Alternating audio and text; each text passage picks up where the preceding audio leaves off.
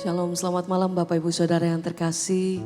Mari bersama malam hari ini kita mau siapkan setiap hati kita datang untuk memuji dan menyembah Tuhan malam hari ini.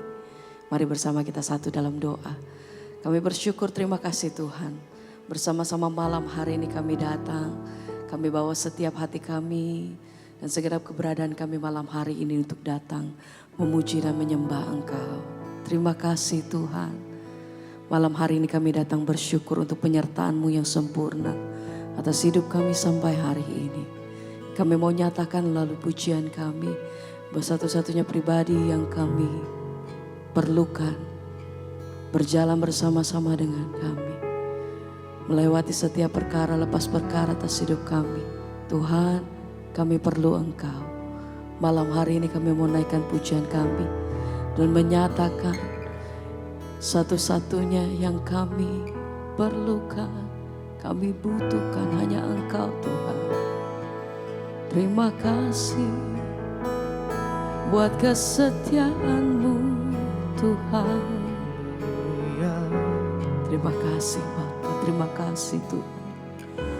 Malam hari ini Engkau yang datang bersyukur. Naikkan pujian-Mu, mari sembah Dia. Katakan Tuhan terima kasih untuk penyertaan-Mu sempurna atas hidup kami sampai hari ini. Biar malam hari ini kami datang merendahkan diri di dalam kasih dan hadirat-Mu Tuhan. Kami bawa setiap hati kami, terima kasih. Oh, kami bersyukur, Kau terlalu baik, Kau sungguh baik. Haleluya, amin, terima kasih. Mari sembah.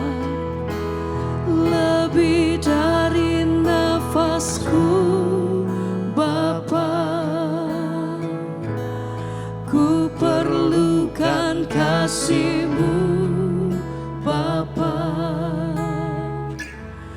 Berjalan di samping-Mu Bapa, seumur hidup.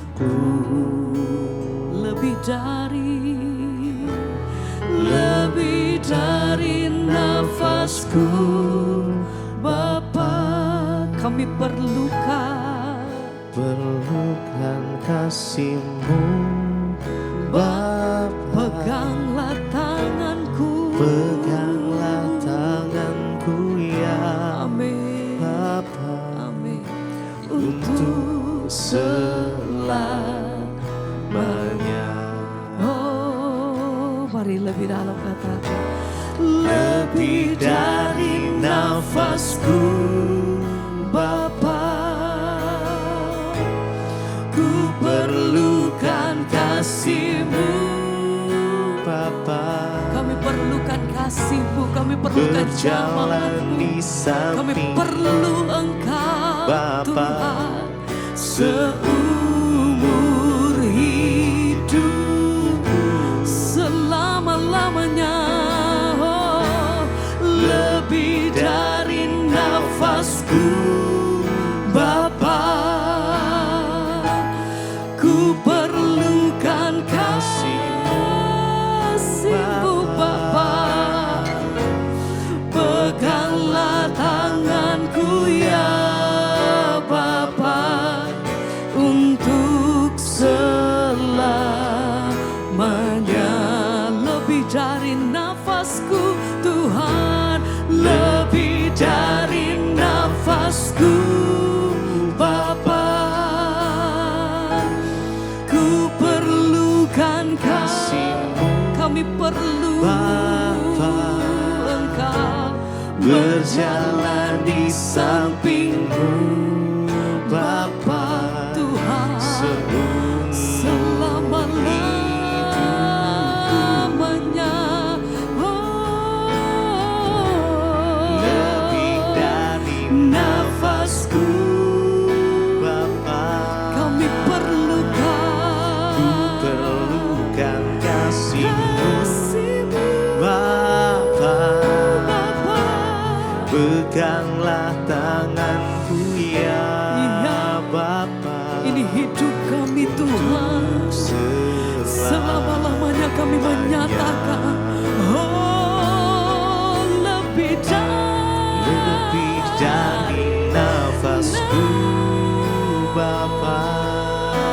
nafasku Tuhan. Ku perlukan kasih-Mu Bapa, berjalan di samping-Mu Bapa, seumur hidupku. Selama ku hidup Tuhan, lebih dari nafasku Bapa, ku perlukan kasih-Mu Bapa. Peganglah tanganku ya Pegang Bapa, tanganku Tuhan untuk selamanya. Oh Tuhan, pegang tanganku, pegang hidupku, berjalan bersama-Mu, melewati setiap perkara hidup kami. Kami tahu bahwa Tuhan tidak pernah meninggalkan kami. Engkau berjalan bersama dengan kami. Engkau yang bawa kami terbang tinggi, melewati setiap perkara kami Tuhan. Oh, kami percaya hanya kepada-Mu. Terima kasih.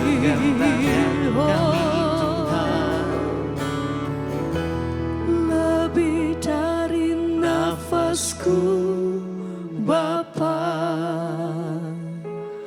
ku perlukan kasih-Mu Bapa. kami perlu Engkau Tuhan. Berjalan di samping-Mu Bapa, seumur hidupku.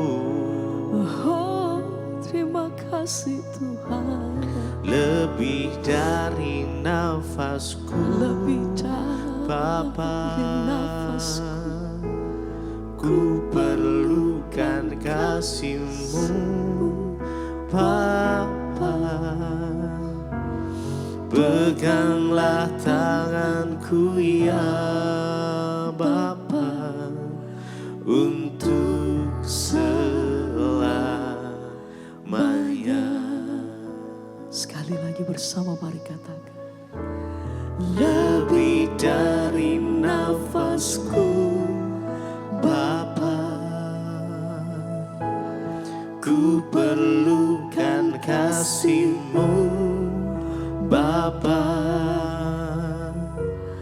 berjalan di samping-Mu Bapa, seumur hidupku. Lebih dari segalanya, Lebih dari nafasku Tuhan. ku perlukan kasih-Mu Bapa. Peganglah tanganku ya Bapa, untuk selamanya.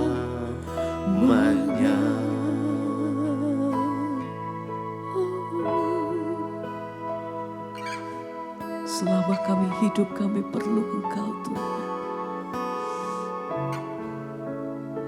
Karena kami tahu bahwa senantiasa Tuhan satu-satunya pribadi yang mengasihi kami, satu-satunya yang peduli akan hidup kami, satu-satunya pribadi yang mengerti akan setiap apa yang kami hadapi hari-hari, satu-satunya Tuhan yang tahu setiap hati kami. Engkau yang melihat kedalaman hidup kami, hati kami Tuhan. Berjalan bersama dengan Engkau adalah tempat perlindungan hidup kami sampai hari ini. Kami bersyukur, terima kasih Tuhan, terima kasih. Sebab itu hati kami nyatakan terima kasih Tuhan. Pimpin hidup kami selalu Tuhan, pimpin hidup kami senantiasa. Oh, bersyukur buat semua. Engkau terlalu baik. Terima kasih Tuhan. Malam hari ini kami bawa setiap pujian kami, ini doa kami di hadapan Engkau. Malam hari ini kami bawa hati kami, segenap pujian kami hanya bagimu Tuhan. Hanya bagimu sembah kami ya. Oh, haleluya, haleluya. Oh, Yesus.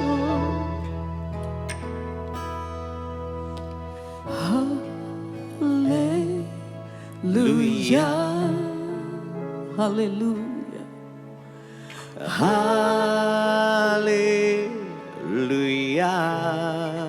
Pujian bagi anak domba, bagi anak domba yang duduk dan bertata, yang duduk di tahta. berkuasa Kau selamanya. Haleluya, Haleluya, haleluya. sembah Dia, nyatakan Bagi anak domba, berkuasa selamanya. berkuasa Amin. selamanya. Haleluya. Sembah Dia, mari sama-sama. Haleluya. Sing haleluya. Haleluya. Hanya bagimu Tuhan. Bagi anak domba Bertata, berkuasa, yang duduk di tahta. hanya bagi namamu Tuhan. Haleluya. Sing haleluya, haleluya. Haleluya.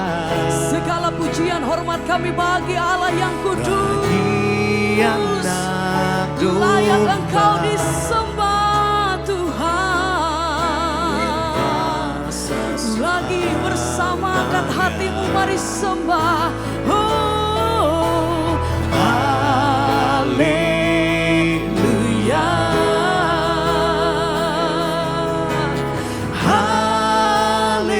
Haleluya. Bagi anak domba, bagi anak domba, Kau berkuasa yang duduk di tahta. selama-lamanya.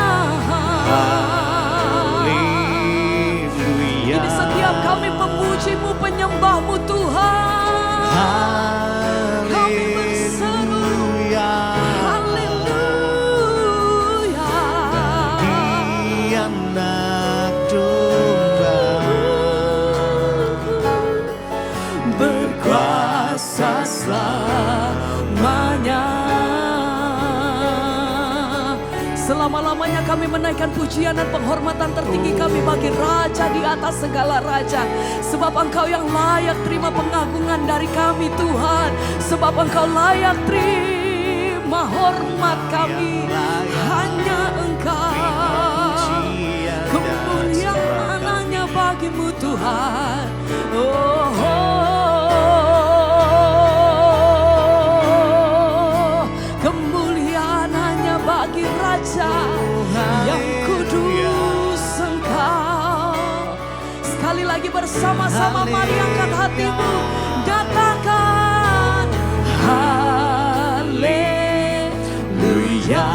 Sembah Dia, haleluya. haleluya. Haleluya. Bagi anak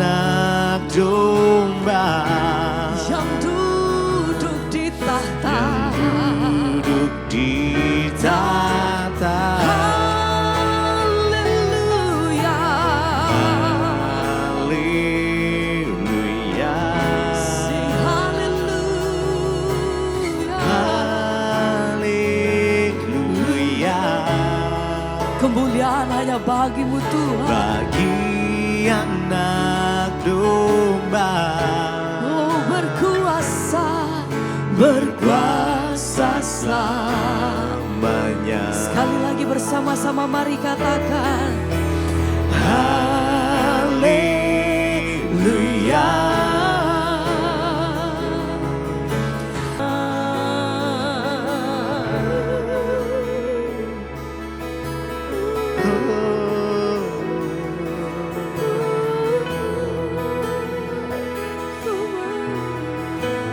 Kami sembah Kau Tuhan dengan segenap hati kami. Biarkanlah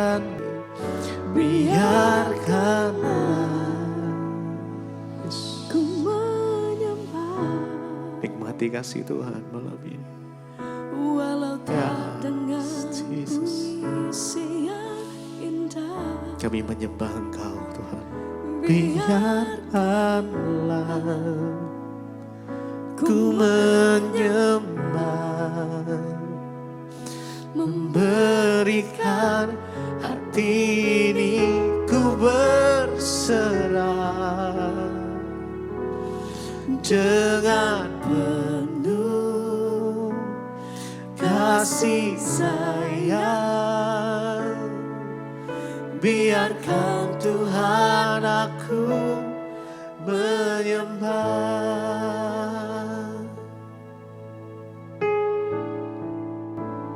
Terima kasih Bapa, Engkau mengangkat kami menjadi anak-anak-Mu Tuhan. Itu adalah sesuatu yang luar biasa buat kami. Terima kasih Engkau melayakkan kami Tuhan. Terima kasih Engkau beri semua janji dan berkat-Mu bagi kami. Hari ini ajar kami Tuhan, untuk kami hidup selayaknya anak-anak Tuhan yang menyenangkan hati Bapanya. Didik kami Tuhan, supaya kami menjadi anak-anak yang layak menerima setiap berkat dan kebaikan Bapa itu. Jadikan kami suratan Kristus yang terbuka, yang dapat dibaca oleh semua orang. Terima kasih Tuhan, berbicara bagi kami. Urapi hamba-Mu yang tidak ada apa-apanya, Roh Kudus. Kami buka hati bagi firman Tuhan di dalam nama Tuhan Yesus. Sama-sama katakan amin, amin. Silakan duduk Bapak Ibu. Haleluya, luar biasa. Kita semua diberkati lewat pujian penyembahan. Ya, bahwa kita adalah anak-anak Allah, dan kita bersyukur ketika kita menjadi anak Allah. Itu artinya kita adalah ahli waris. Ketika kita adalah ahli waris, orang-orang yang berhak menerima janji-janji Tuhan, tapi ada tanda bintang. Syarat dan ketentuan berlaku, ya. Jangan lupakan itu. Nah, salah satu cara bagaimana kita menjadi anak Bapa yang bisa menyenangkan Bapanya sehingga kita bisa layak menerima semua janji Tuhan adalah dengan kita hidup dalam keterbukaan dan kejujuran. Kalau kita bicara tentang hidup dalam keterbukaan, ya memang agak-agak gimana kan? Ya, karena manusia itu suka yang tertutup-tertutup, sembunyi-sembunyi. Karena kitab Amsal berkata, roti yang dimakan sembunyi-sembunyi itu enak rasanya. Ya, tapi kita jangan terpancing, saudara. Ya, karena firman Tuhan berkata bahwa tidak ada sesuatu yang tersembunyi yang tidak akan dibuka. Enggak ada rahasia yang tidak akan tersingkap. Kita buka bersama Markus pasal 4 ayat 21 dan 22. Apa kata firman Tuhan, saudara di sana? Markus. Ya. Lalu Yesus berkata kepada mereka, orang membawa pelita bukan supaya ditempatkan di bawah gantang atau di bawah tempat tidur, melainkan supaya ditaruh di atas kaki dian. Ayat yang ke-22 dikatakan di sana, baca bersama 1, 2, 3 dengan suara yang keras. Yang tersembunyi, yang tidak akan dinyatakan, dan tidak ada sesuatu rahasia yang tidak akan tersingkap. Ini Yesus yang katakan, saudara. Tidak ada sesuatu yang tersembunyi yang tidak akan dinyatakan, dan tidak ada suatu rahasia yang tidak akan tersingkap. Jadi jangan main rahasia-rahasiaan. Hari ini saya percaya setiap kita punya rahasia hati. Mungkin saudara datang dengan suami, tapi ada rahasia yang suamimu tidak tahu. Ada rahasiamu yang istrimu tidak tahu. Mungkin hari ini kau datang dengan anak, ada rahasia yang anak nggak tahu, ada rahasia yang orang tua nggak tahu dari anak. Apa yang kita lakukan di luar sana itu kita dan Tuhanlah yang tahu. Tapi firman Tuhan berkata, Yesus berkata di sana bahwa ketika kita berkata kita ini anak terang, maka terang itu tidak disembunyi di bawah gantang. Ada orang nyalain lilin lalu ditutup pakai ember gitu? Enggak ya. Enggak mungkin orang menyalakan lampu lalu taruh di bawah kolong tempat tidur. Karena tujuan dari terang itu untuk menerangi. Hidup kita sebagai anak Tuhan adalah, Yesus berkata kita ini garam dan terang dunia. Kalau terang yang ada padamu sudah pudar, bagaimana kegelapan yang ada di sekelilingmu? Kalau garam yang ada sama kita sudah tawar, maka nggak ada guna lagi karena garam itu hanya untuk dibuang dan diinjak-injak orang. Bagaimana kita menjadi anak Tuhan yang sungguh-sungguh berkenan, maka kita harus menggarami menjadi terang di tengah kegelapan. Salah satu caranya kita hidup dalam keterbukaan dengan Tuhan, dengan sesama, dan juga hidup dalam kejujuran. Tapi terbuka itu memang tidak enak, saudara. Tapi harus kalau kita mau hidup damai sejahtera dan diberkati Tuhan. Banyak pernikahan yang akhirnya hancur karena setelah menikah sekian tahun, baru ketahuan. Ternyata istri saya ini dulu masa lalunya begini, suami saya dulu masa lalunya begini, lalu terjadi perang di situ. Ya makanya sebelum menikah kita introspeksi diri, kita cerita ya supaya tidak ada sandiwara di antara kita. Waktu saya jadian dengan suami saya, saudara, dia menyatakan cinta kepada saya. Dan ya nomor satu yang saya cerita sama dia, kamu yakin mau jadikan saya istri? Saya ini punya banyak masa lalu yang kelam. Saya tidak mau menyembunyikan, saya harus cerita sama kamu. Saya cerita dari A sampai Z, saudara. Ya, dan satu jawaban suami saya yang bikin saya kelepek-kelepek. Mau tahu? Atau mau tahu banget? Kasih tahu nggak ya? Ya, lalu suami saya tuh bilang begini, saudara. Ubur-ubur ikan lele. Apa sih? Ya, tetap bersyukur le.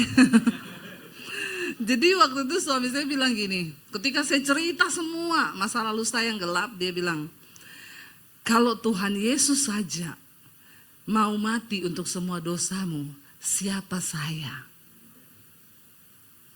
Sedap nggak? Sedap, saudara. Dan itu yang bikin akhirnya saya menerima dia. Jadi dalam hidup saya ini, yang paling tahu saya nomor satu Tuhan, yang kedua diri saya sendiri, yang ketiga suami saya. Tidak ada orang lain yang lebih tahu saya selain Tuhan dan suami saya. Nah ketika kita sudah hidup begitu kan enak, saudara. Kita berumah tangga tidak ada intimidasi, nggak ada ribut, nggak ada apa, karena semua sudah saling terbuka. Karena keterbukaan awal dari ketahuan. Ya, ketahuan dulu, jangan pemulihan dulu ya. Kalau nggak ketahuan kan nggak bisa dipulihkan toh. Yesus datang untuk orang sakit, makanya Tuhan bilang bukan orang sehat yang butuh dokter, tapi orang sakit. Persoalannya banyak orang ngaku sehat, padahal kita tidak pernah merasa sakit. Padahal kalau kita merasa sakit, kita akui sakit itu, kita periksa, baru kita bisa diobati. Pengakuan itu adalah bagian dari kita merasa kita ini sakit. Engkau harus menyembuhkan dirimu sendiri, karena orang itu kalau simpan sesuatu disembunyikan tuh enggak enak loh. kau sembunyikan sesuatu, apalagi itu dosa. Kau tidak mengakui, itu jantungmu berdegap kencang. Ya, kalau jantung berpacu cepat, saudara, hormon kortisol naik, darah mengental, bisa sakit semua badan, bisa stroke mendadak, penyempitan, bisa kena semua di mana-mana. Makanya Alkitab bilang hati yang gembira itu obat. Tapi kalau orang sembunyikan sesuatu, nggak mungkin hatinya gembira. Orang itu kalau ada sesuatu, gampang tersinggung, gampang marah, kagetan. Nggak dikagetin, kaget sendiri. Apalagi kalau dikagetin. Karena ada yang dia simpan. Nah, hari ini untuk menjadi anak Allah yang benar-benar kita bisa mengalami kemerdekaan janji Tuhan, maka kita juga harus mempersiapkan diri menjadi anak Tuhan yang benar. Dan kita lihat bersama Amsal 28 ayat 13, firman Tuhan berkata di sana, baca bersama dengan suara yang keras. Amsal 28 ayat 13, 1, 2, 3. Siapa menyembunyikan pelanggarannya tidak akan beruntung, tetapi siapa mengakuinya dan meninggalkannya akan disayangi. Ini yang ngomong firman Tuhan. Kalau engkau simpan kesalahan, tidak mengakuinya, maka hidupmu gak beruntung. Makanya banyak orang, saya udah kerja bener loh, tapi kenapa ya hidup begini-begini tok ya? Karena ada yang kau tutupi. Sesuatu yang ditutupi, apalagi dosa, itu baunya busuk, saudara. Itu menghalangi janji Tuhan terjadi dalam hidup kita. Tetapi siapa mengakuinya dan meninggalkannya akan disayangi. Ya, ayo kita akui dosa kita, kita cerita supaya hidup kita ini berkenan, beruntung, bahkan disayangi Tuhan. Ada satu kisah di Alkitab, seorang tokoh yang akibat menyembunyikan satu dosa, itu kutuknya turun sampai ke anak-anak, bahkan membawa kehancuran satu bangsa loh. Kisahnya Raja Daud. Alkitab berkata ketika Daud sedang berjalan-jalan di atas soto rumahnya, dia lihat Batseba mandi. Ini cuma urusan pertama itu, cuma lihat Batseba mandi. Urusan mandi tok ini. Bisa jadi kutuk ke satu bangsa, Israel. Ketika Daud jalan-jalan di soto istananya, dia lihat di bawah, ada perempuan mandi putih, rambutnya pirang, ya, bodinya seksi, nggak usah dibayangkan. Ada bapak-bapak yang mulai gini. Cepat bayangkan kalau yang gitu-gitu ya. Dia lihat, saudara, sebenarnya kan perkaranya tadi cuma lihat dengan mata. Tapi mata ini punya keinginan. Setelah dari mata dia biarin turun ke hati, menguasai jiwa. Ada perasaan ingin. Ya, coba kalau lihat gitu langsung tengking dalam nama Yesus. Itu kan Daud tidak menyadari kalau hari itu juga Batseba mau mandi kan?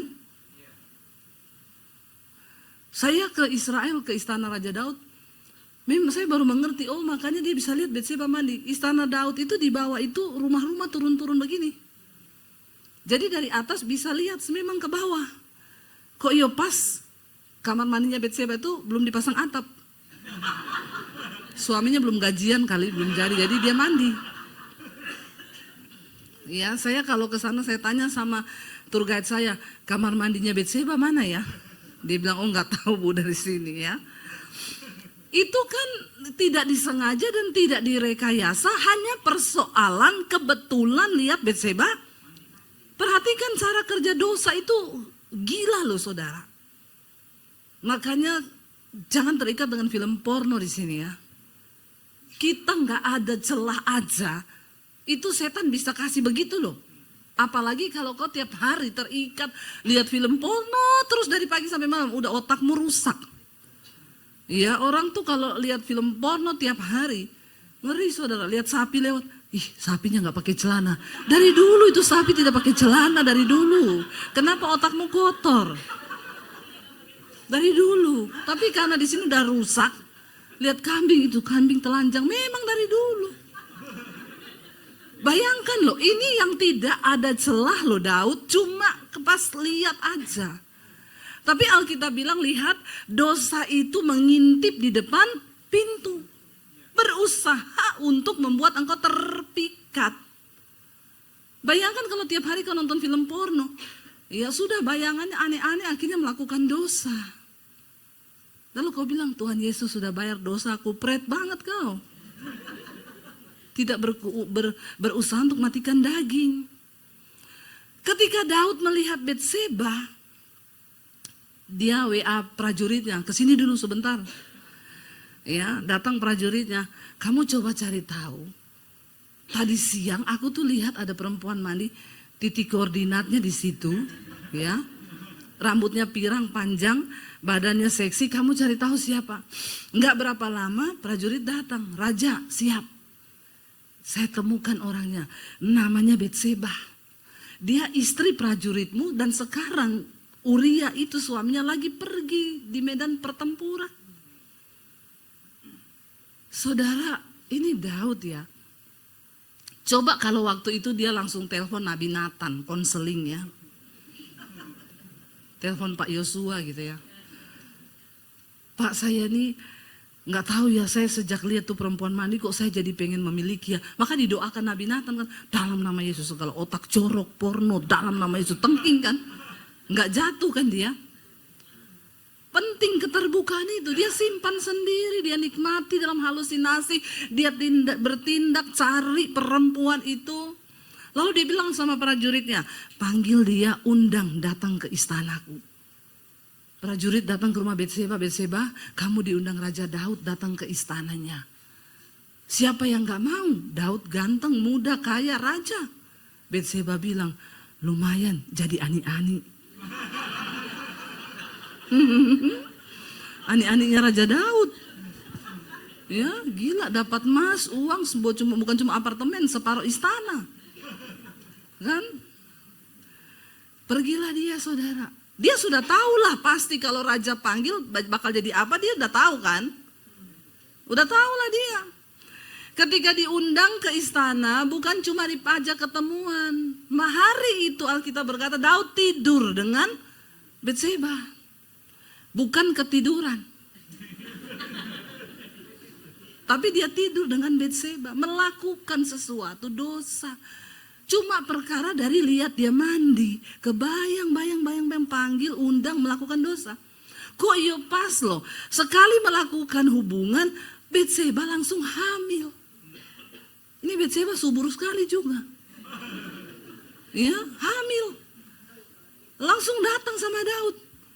Aku hamil. Daud sudah melakukan satu dosa, pasti ada upah. Dosa itu ada upah, saudara. Jangan kau pikir kau melakukan dosa itu nggak ada upahnya ya, ada upahnya. Ketika hamil, Daud harus cari cara, bagaimana caranya supaya nggak ada yang tahu, nggak ada yang curiga. Satu-satunya suruh suaminya pulang tidur dengan istrinya, supaya kalau istrinya hamil, suaminya tahu itu yang hamili dia. Daud menyusun rencana jahat karena untuk menutupi satu dosa yang disembunyikan. Dia kirim surat suruh pulang Uria. Uria pulang, diajak makan di istananya. Uria, kamu kan sudah berbulan-bulan di medan pertempuran, pulang tidur dengan istrimu. Kalau bapak-bapak yang jadi Uria, saya tanya bapak-bapak langsung pulang nggak ke rumah? Ada bapak-bapak di sini? Yang laki-laki deh, yang laki-laki di sini, yang merasa laki-laki saja, yang tulang lunak nggak usah. Yang merasa laki-laki, ya, nggak ada tulang lunak di sini kan? Awas loh kalau ada tulang lunak ya, dibikin presto nanti kau.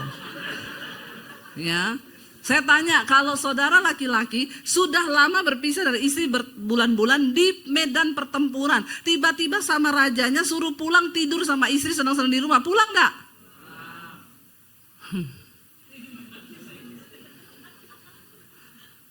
Makanya namamu bukan Uria. Tapi Uria seorang prajurit yang berintegritas. Dia bilang sama Daud gini, Tuanku, teman-temanku lagi di medan pertempuran bertarung nyawa. Tabut Allah sedang ada juga di sana, itu lambang kehadiran Allah. Terus kau suruh pulang senang-senang dengan istriku. Tidak mungkin aku melakukan hal itu. Dia gak mau pulang tidur dengan istrinya, dia tidur di soto istana Raja Daud.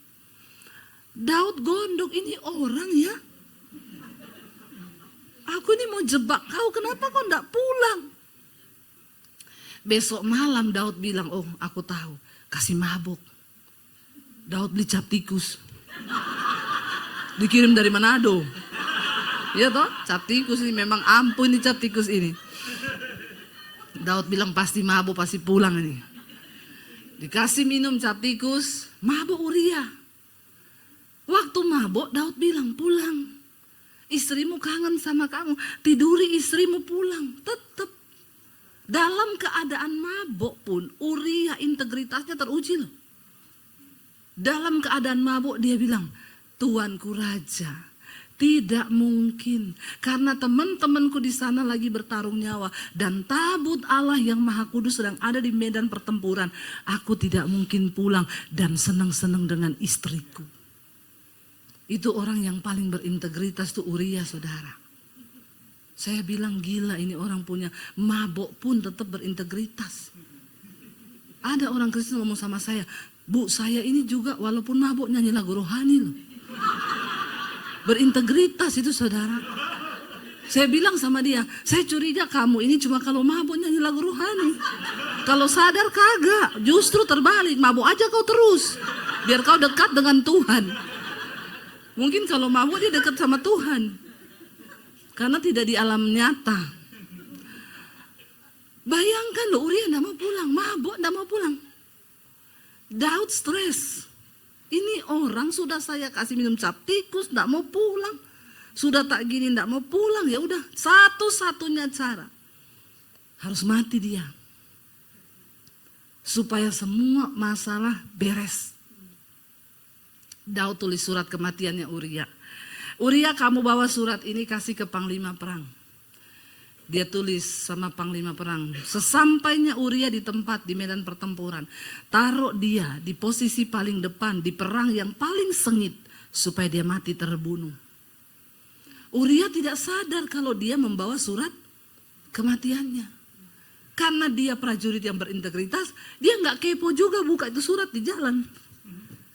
Dia bawa aja itu surat, dikasihlah ke panglima perang. Waktu dibaca, langsung dirubah formasinya.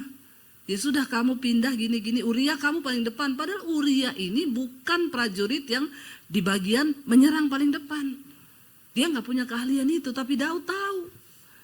Akhirnya saudara, Uria ditaruh di pertempuran yang paling sengit di bagian depan. Waktu musuh menyerang, Uria dipanah mati di situ. Lalu panglimanya kirim surat ke Daud, Uria sudah mati di medan pertempuran. Daud begini, yes, aman, semua dosaku sudah tertutupi. Dia lupa ada mata Tuhan yang melihat. Sepintar-pintarnya engkau tutup rapat dosa, pelanggaran, apapun yang kau sembunyikan. Coba kalau Daud terbuka saja saudara, maka mungkin ceritanya tidak akan seperti itu. Ingat ya, semua kesalahan-kesalahan manusia, tokoh-tokoh di Alkitab ditulis di Alkitab supaya kita belajar, bukan untuk kau ulangi. Lalu kalau melakukan dosa terus gini, itu Daud juga gitu kok, makanya aku juga gitu. Pret lu. Ya, baca itu Alkitab dan renungkan supaya kita tidak melakukan kesalahan yang sama. Itu ditulis supaya jadi pelajaran bahwa akibat cuma lihat Betseba mandi berdampak sampai ke nasib satu bangsa. Saudara, coba kalau ceritanya Daud panggil Uria datang. Dia doa puasa dulu mungkin, Tuhan beri aku keberanian, aku mau jujur sama Uria. Lu kan lain ceritanya kan. Saya mau tanya, kira-kira Uria ini prajurit, dia tahu ini Raja Daud. Misalnya Daud bilang, Uria, sorry banget bro, soalnya istrimu seksi. Awalnya tuh gue cuma lihat dia mandi, terus gue tertarik. Akhirnya gue suruh panggil, datang dan terjadilah hal-hal yang diinginkan. Jangan bilang tidak diinginkan. Karena kalau tidak diinginkan pasti tidak munafik lagi, pura-pura bilang iya bu, terus terjadi hal-hal yang tidak diinginkan. Saya bilang pret kau, mesti kau inginkan makanya terjadi. Kan bisa dia bilang terus Uria, aku salah besar dan aku berdosa, istrimu tak panggil ke istana. Ini bukan salah istrimu tapi salahku. Aku raja. Sekarang istrimu tuh hamil. Sorry banget Uria, aku minta maaf. Saudara, kira-kira Uria terima enggak? Dia cuma prajurit, dia tahu kalau dia lawan raja hukumannya mati. Ya pasti Uria akan ngomong, oh gitu ya raja, menyakitkan sih. Menyakitkan, tapi ya mau di apa sudah terjadi. Yang penting ya jangan lupa lah transfer tiap bulan ya. Iya kan? Ya kau peliharalah anak itu. Atau kau mau ambil enggak istriku jadi selirmu. Bebas raja, waktu itu siapa saja perempuan yang dia mau ambil dia bisa ambil. Itu sah hukumnya. Kalau Daud berkata seperti itu, dia tidak menyembunyikan dosa itu, tidak akan terjadi sampai ke pembunuhan. Ketika Uria mati, dikabarkan ke Daud bahwa Uria mati, diumumkanlah Uria prajurit yang setia telah meninggal di medan pertempuran, meninggalkan seorang istri yang sedang hamil. Zaman itu, kalau ada prajurit yang mati di pertempuran dan istrinya hamil, lalu ada laki-laki yang menikahi dia, itu laki-laki pahlawan. Dan Daud maju dan berkata, aku siap menikahi Betseba. Dan semua orang tepuk tangan, raja memang hebat. Padahal, jangan kau membangun pencitraan karena dosa yang kau tutupi, sebab Tuhan tahu. Sampai yang kedalaman hati pun Tuhan tahu. Lebih baik akui, memang berat konsekuensinya, tapi ya itulah. Kita dicegah dari membuat sebuah kesalahan, dosa yang lebih fatal. Daud menikahlah sama Betseba. Lagi enak-enak menikah, Tuhan bicara lewat Nabi Nathan. Pergi temui Daud, sebab aku tahu kebusukannya. Nggak ada yang tahu, tapi kamu kasih tahu gini. Nathan pergi ke Daud di istana dan menemui dia. Dan Nathan berkata begini, Raja Daud, ada satu kisah. Ada dua orang yang bersahabat. Satu ini kaya raya. Dia punya domba banyak sekali. Tapi temannya ini miskin banget. Dombanya cuma satu. Tapi ketika yang kaya ini mau bikin pesta, ada tamu datang, dia enggak mau potong dombanya yang banyak. Dia ambil dombanya si miskin yang cuma satu ekor itu. Diambil, dibunuhnya domba itu. Daud menjadi marah mendengar hal itu dan berkata, siapa itu yang melakukan hal yang keji begitu? Maka dia pantas untuk dihukum. Dan Nabi Nathan bilang, kau orangnya. Kau Daud. Kau bebas memilih perempuan mana yang bisa kau nikahi. Karena Tuhan memberimu kuasa. Bahkan semua segala sesuatu dalam tangan dan kuasamu. Tapi kau jahat, kau bunuh Uria. Prajuritmu yang setia cuma untuk memuaskan hawa nafsumu. Karena itu mulai hari ini, kutuk Tuhan terjadi atas engkau dan keturunanmu. Mulai dari sejak hari ini, keluargamu tidak akan pernah berhenti dari pedang. Terus akan terjadi perang-perang. Akhirnya Daud melahirkan, dan anak yang dalam kandungan Betseba itu pasti mati. Karena itu anak kutuk. Anak itu mati. Dan terjadi pertempuran. Daud melahirkan anak-anak yang lain. Ketika anak-anaknya mulai besar, Tuhan bilang, kau akan melihat dengan mata kepalamu sendiri. Kau tiduri Betseba di tempat tersembunyi. Tapi anak-anakmu akan meniduri istrimu sendiri di tengah-tengah orang. Dan semua akan melihat. Dan itu terjadi, saudara. Anak-anak Daud ingin membunuh dia. Absalom mengejar dia untuk membunuh dia. Bahkan meniduri istri-istri dan gundik-gundiknya. Israel hancur di bawah jabatan anak-anak Daud, saudara. Cuma dari perkara lihat Betseba, ngeri enggak ini dosa bekerja. Jangan anggap enteng dosa, saudara. Karena itu akan membawa keturunan turun-temurun Kalau kau tidak bertobat, itu akan terus terjadi. Tapi kalau engkau bertobat, kutuk itu berhenti sampai di keturunan kita. Tapi harus bertobat. Ya. Jadi hari ini saya mau sampaikan, ayo.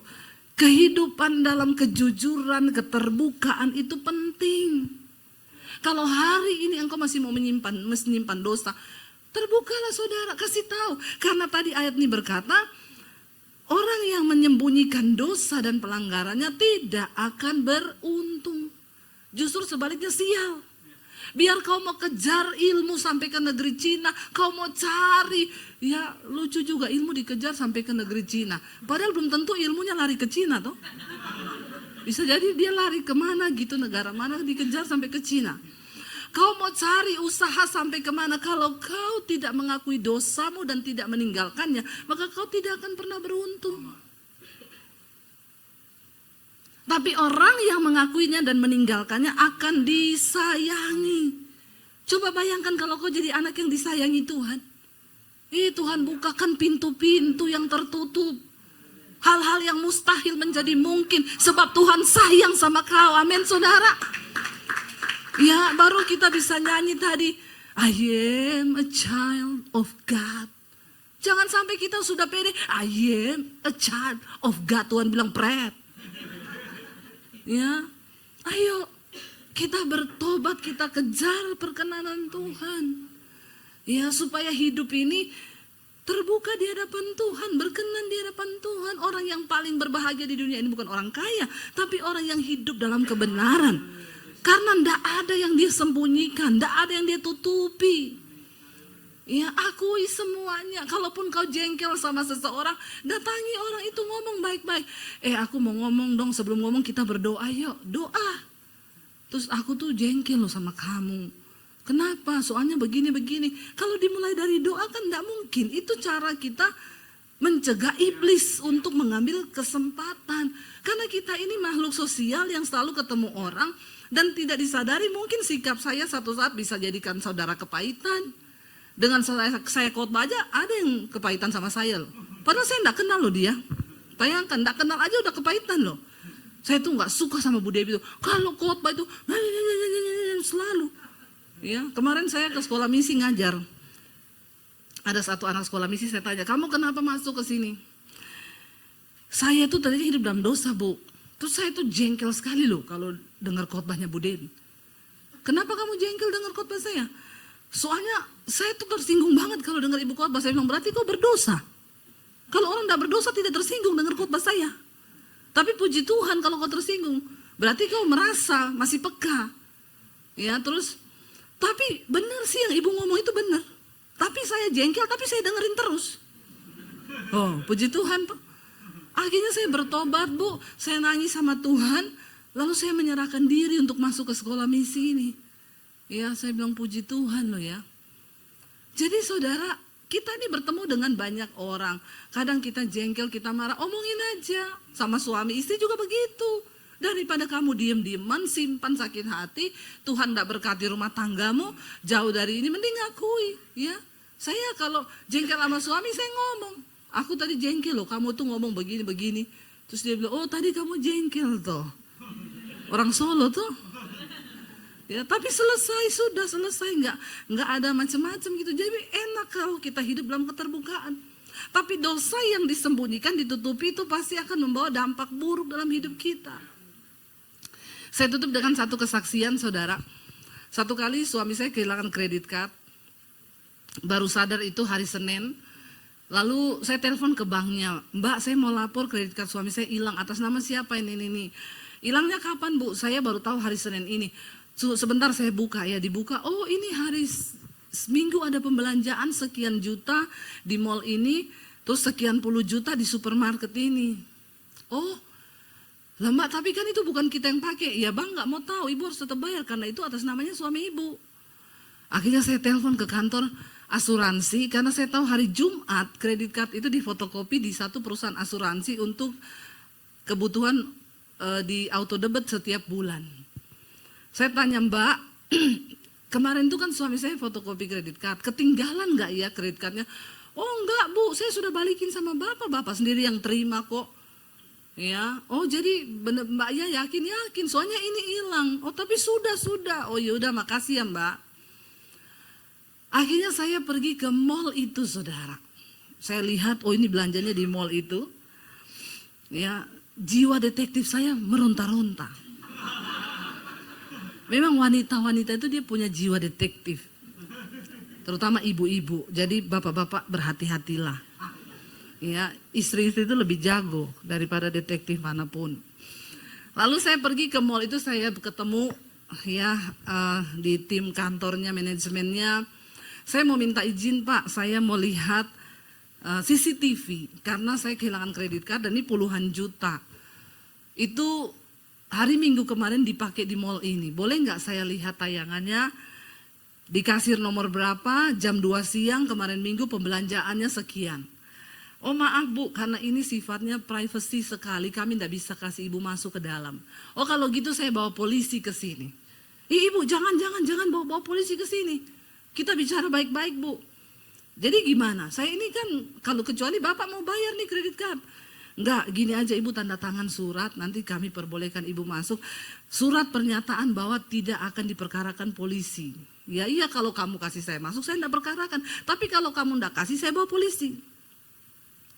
Nggak apa-apa libatkan polisi saudara, karena polisi itu sebenarnya pemerintah itu wakil Allah. Yang penting jangan dibayar. Amin ya, kita berdoa. Polisi-polisi Indonesia ini baik-baik saudara, masih ada juga yang baik-baik, kita doakan ya. Polisi tidur. Terus,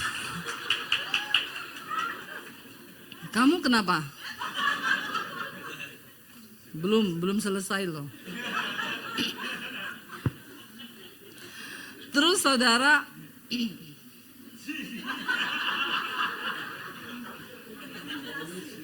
tepuk tangan buat ini, rambutnya mantap luar biasa itu ya, saya tuh bisa dijadikan model Mas Shiro loh. Itu pasti langsung booming, meledak itu Mas Shiro di mana-mana ya.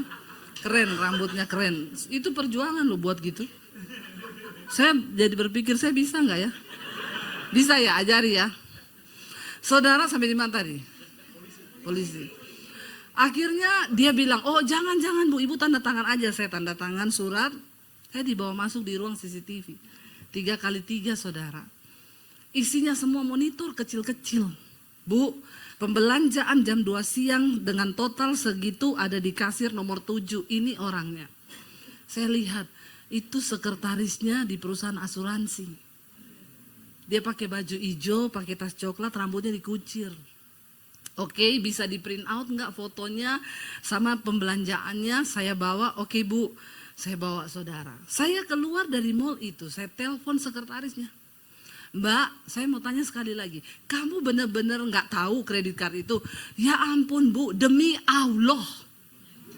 Ada orang-orang berani bersumpah membawa nama Tuhan demi menyembunyikan dosa.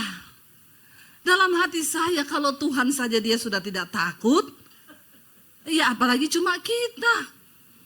Oke Mbak, kalau gitu benar kamu nggak tahu. Iya Bu, berarti Ibu jangan menuduh saya loh. Ya, saya enggak menuduh. Besok jam 9 kita ketemu di kantormu sama bosmu, semua direksinya saya mau ketemu.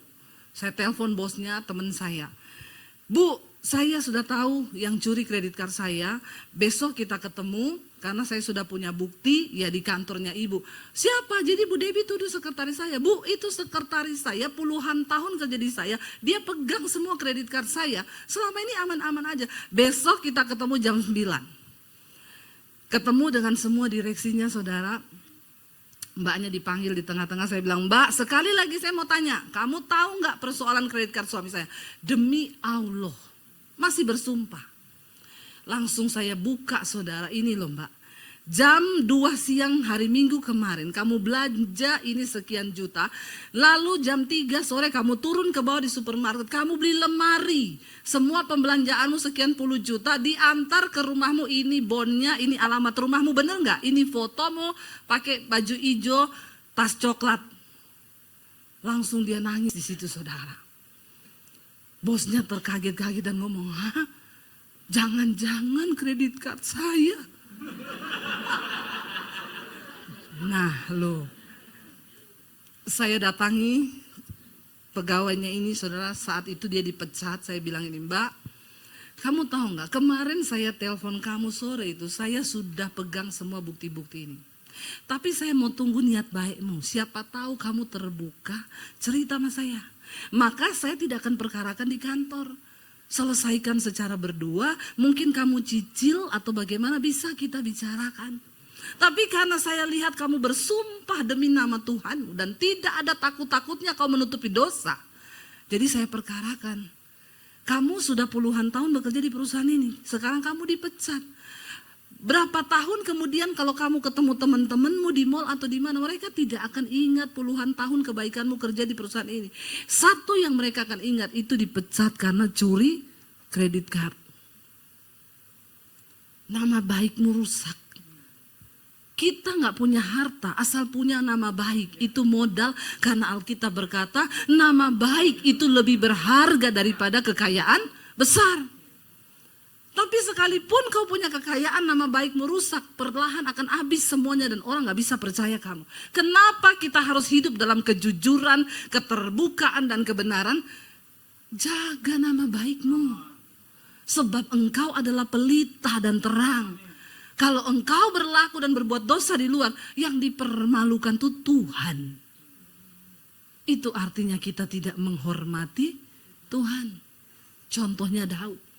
Cuma persoalan, dia perang menang terus. Lawan Goliat menang. Lawan Betseba, kelepek-kelepek. Ngeri gak? Lawan Goliat dia pakai segenap kekuatan. Dia bilang, aku percaya Tuhan yang menyertai aku ketika berantem dengan singa beruang. Aku robek mulutnya. Tuhan yang sama akan menyertai aku melawan Goliat ini. Raksasa yang tidak takut Tuhan. Harusnya waktu lihat Betseba mandi, aku percaya Tuhan yang menyertai aku melawan singa dan beruang, dia juga akan menyertai aku melawan Betseba ini. Berat. Terus dia pergi gitu tuh. Bayangkan loh, sekelas Daud mengalahkan singa, beruang, Goliat yang luar biasa besar. Kelepek-kelepek gara-gara Betseba. Bahkan membawa kutuk satu bangsa. Apa yang sedang terjadi, saudara? Jangan kau sepelekan dosa. Ayo bertobat. Hidup dalam keterbukaan dan kejujuran. Kalau hari ini kau punya dosa, hubungi Pak Yosua. Amin. Cari hamba Tuhan yang bisa dipercaya. Datanglah kau. Pak Yosua, aku ini masih merokok, Pak. Pengen sih lepas, Pak. Ya, tapi saya sih kalau di gereja pura-pura kudus, Pak. Ngapain kita pura-pura kudus? Mau pencitraan sama manusia. Kalau Tuhan muak lihat kita ngapain? Ayo kita hidup apa adanya di hadapan Tuhan. Ayo bertobat. Ya, ngomong ke Pak Yosua, Pak saya ini masih suka dugem, Pak. Dunia gemetar-gemetar. Gimana ya supaya saya bertobat, Pak? Ngomong. Karena keterbukaan awal dari ketahuan. Lalu ketahuan baru bisa dipulihkan. Waktu kita mau sungguh-sungguh, saudara, Tuhan pasti pegang tangan kita. Kita tidak perlu takut akan apapun di hari-hari yang ke depan. Asal engkau hidup menyenangkan Tuhan. Alkitab berkata, Tuhan akan menyatakan perbedaan antara orang-orang yang sungguh-sungguh mengasihi Dia dengan yang tidak. Bangkit berdiri bersama. Terima kasih Tuhan, biar engkau selidiki setiap kami hari ini. Apakah ada sesuatu yang tidak berkenan di hidup kami? Bawa kami Tuhan untuk selalu menyenangkan Engkau. Kalau masih ada yang kami sembunyikan hari ini, mungkin orang tua nggak tahu, suami nggak tahu, istri nggak tahu. Kami mau datang di hadapan Tuhan. Kami mau berkata hari ini,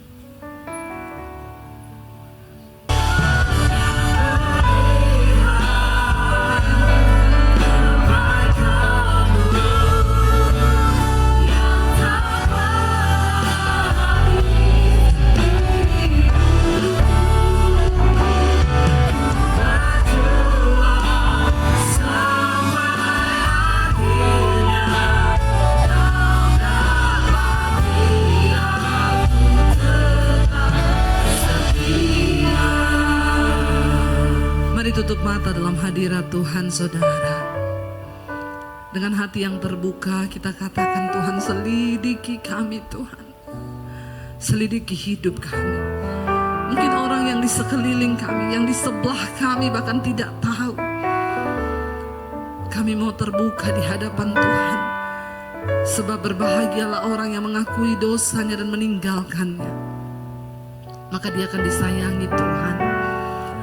Hari ini Tuhan, kami datang membawa hidup kami. Layakkan kami menjadi anak-Mu yang Kau sayangi Tuhan. Kami tidak ingin menjadi anak-anak gampangan, anak-anak yang memberontak karena kami tidak taat pada firman Tuhan. Kami mau terbuka di hadapan Tuhan karena Engkau maha melihat. Karena satu saat nanti kami semua akan berdiri di hadapan tahta pengadilan Kristus untuk memberikan pertanggungan jawab terhadap setiap dosa dan apa yang kami sembunyikan dalam hidup kami.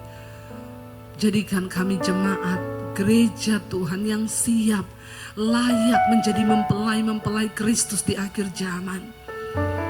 Bawa hidup kami dalam perkenanan-Mu ya Tuhan. Engkau yang tahu setiap hati dan hidup kami. Terima kasih buat segala kebaikan-kebaikan-Mu yang sudah kami alami dalam hidup kami. Kami mau berjuang sampai pada akhirnya Tuhan. Engkau dapati kami setia di hadapan Tuhan.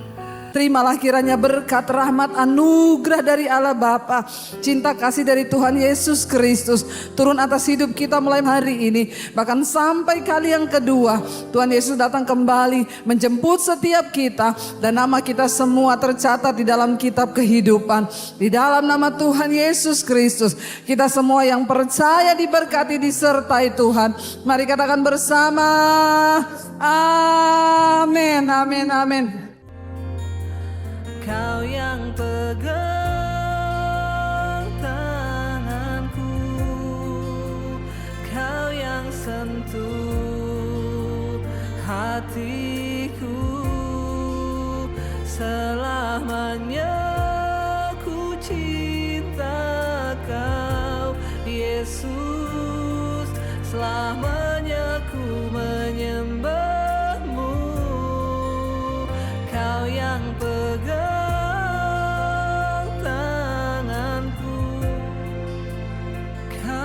sentuh hatiku, selamanya